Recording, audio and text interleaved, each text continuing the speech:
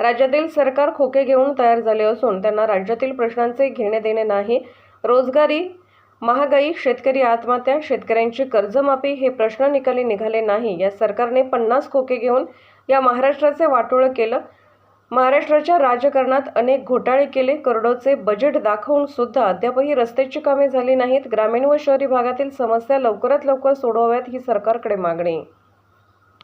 9 August रोजी आम्ही क्रांती दिनाच्या निमित्तानं आज क्रांती दिन या निमित्तानं आमचे नेते प्रदेश काँग्रेसचे कमिटीचे अध्यक्ष नाना पटोले यांच्या सूचनेनुसार खोके आंदोलन करत आहोत। शहरातील समस्या, शेतकऱ्यांची कर्जमाफी आणि शहरातील घाणीचे साम्राज्य, खड्डे बुजवणे नाही आणि करोडोचा बजेट येऊन दाखवतात, पण शहरातले कामं नाहीत। आणि सरकारच्या निदर्शनाला आम्ही आज आणून इच्छितो की येणाऱ्या काळामध्ये लाईट बिल माफी म्हणतात, लाईट बिल बरोबर नाही तर लाईट बिलं देत आहेत, लाईट तोडत आहेत।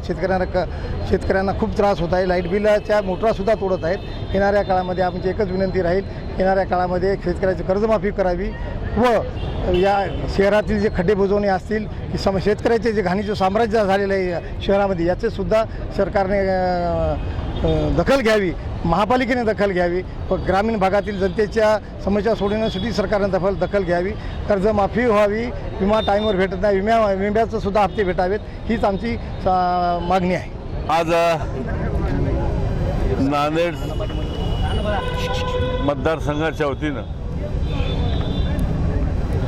आमच्या विभागाचे नेते माननीय राजेशजी पावडे यांच्या माध्यमातून आज सरकारला सर्वसामान्य माणसाच्या ज्या काही अडचणी आहेत या सरकारने 50 खोके घेऊन या महाराष्ट्राचं वाटोळं केलं। महाराष्ट्राच्या राजकारणामध्ये अनेक समस्या निर्माण केल्या। सर्वसामान्य माणसाला, शेतकरी असेल, व्यापारी असेल, सुशिक्षित बेकार असेल, त्यांना आज ह्या शासनाच्या मार्फत न्याय मिळत नाही म्हणून, आणि ज्या काही कर्जमाफीचा प्रश्न आहे शेतकऱ्याचा, याही ठिकाणी आज निकाली निघाला नाही।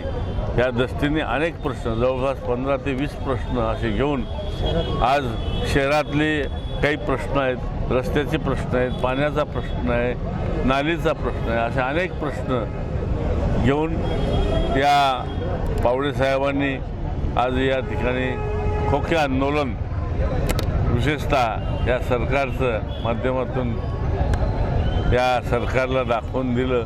आणि या निमित्तानं आज हे आंदोलन, आज हे खोके आंदोलन या ठिकाणी आम्ही घेत असताना आता हे खोके आम्ही पूर्ण कलेक्टर ऑफिसकडे, मुख्यमंत्र्याकडे आम्ही सादर करणार आहोत।